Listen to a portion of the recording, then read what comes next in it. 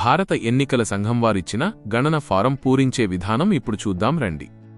గణన ఫారంను 3 భాగాలుగా విభజించారు. భారత ఎన్నికల సంఘం వారు ఇచ్చిన గణన ఫారంలోని మొదటి భాగంలో మీ వివరాలు అన్నీ ముద్రించబడి ఉంటాయి. ఫారం కుడి ప్రక్క గడిలో మీ ప్రస్తుత ఫోటోనైతే అతికించాలి. రెండవ భాగం 2 బాక్సులుగా ఉంటుంది.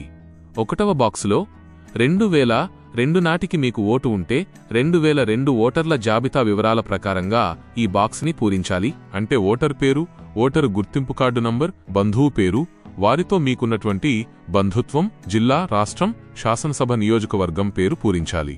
అదే బాక్సు క్రింది భాగాన 2002 ఓటర్ల జాబితాలో గల శాసనసభ నియోజకవర్గం సంఖ్య, భాగం సంఖ్య అంటే పోలింగ్ స్టేషన్ నంబరు, క్రమ సంఖ్య అంటే ఓటర్ లిస్టులో మీ సీరియల్ నంబర్ ఎంత అనేది వెయ్యాలి.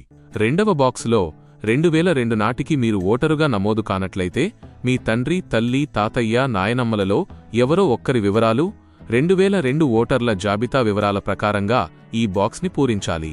తెలంగాణలోనే కాకుండా భారతదేశంలో ఎక్కడ ఉన్నా వారి గత 2002 నాటి ఎస్ఐఆర్లో ఇవ్వబడిన ఓటర్ల జాబితా వివరాలు చేర్చాలి. అంటే పేరు అని ఉన్న చోట మీ తండ్రి, తల్లి, తాతయ్య, నాయనమ్మలలో ఎవరో ఒక్కరి పేరు రాయాలి. ఓటరు ఫోటో గుర్తింపు కార్డు అంటే వారి ఓటరు గుర్తింపు కార్డు నంబర్ వేయాలి.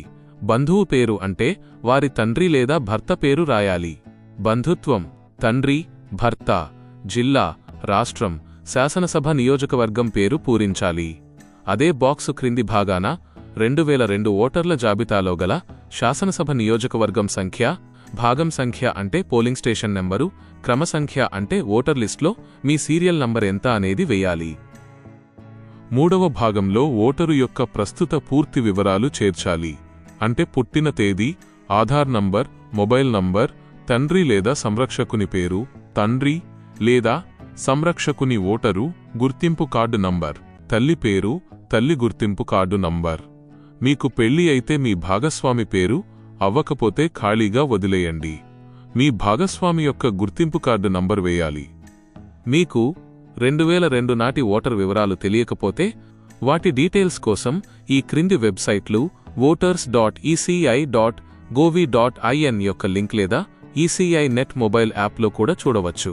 ఈ వెబ్సైట్లలో వివరాలు లభించకపోతే గణన ఫారం 2వ భాగంలోని 1వ మరియు 2వ బాక్సులను ఖాళీగా వదిలేసి 3వ భాగంలోని వివరాలు నింపి తేదీతో కూడిన సంతకం చేసి బిఎల్లోకి గణన ఫారం తిరిగి ఇవ్వాలి. ఇట్టి సందర్భంలో మీ పుట్టిన తేదీ ప్రకారం ఈ క్రింద తెలిపిన పత్రాలు సమర్పించాలి. జూలై 1, 1987 తేదీకి ముందు పుట్టినవాళ్లు వాళ్ల సొంత సర్టిఫికేట్ ఇస్తే సరిపోతుంది.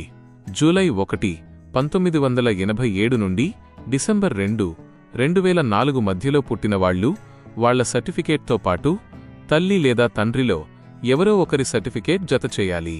డిసెంబర్ 2, 2004 తరువాత పుట్టిన యంగ్ ఓటర్స్ అయితే వాళ్ల సొంత సర్టిఫికేట్తో పాటు తల్లిదండ్రుల ఇద్దరి సర్టిఫికేట్లు తప్పనిసరిగా ఇవ్వాల్సిందే. ఓటర్లు అందించవలసిన అవసరమైన సహాయక పత్రాల జాబితాను ఈసీఐ క్రింది విధంగా సూచించింది.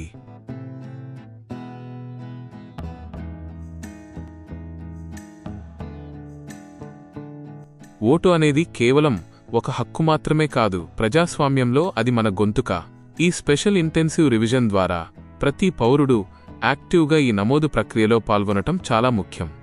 కావున బిఎల్ఓలకు సహకరించి పూర్తి సమాచారముతో పాటు అవసరమైన డాక్యుమెంట్ల ప్రతులు జతచేసి ఎన్యుమరేషన్ ఫారంలతో పాటు గడువు తేదీ లోపల బిఎల్ఓలకు అందజేయవలసినదిగా కోరనైనది.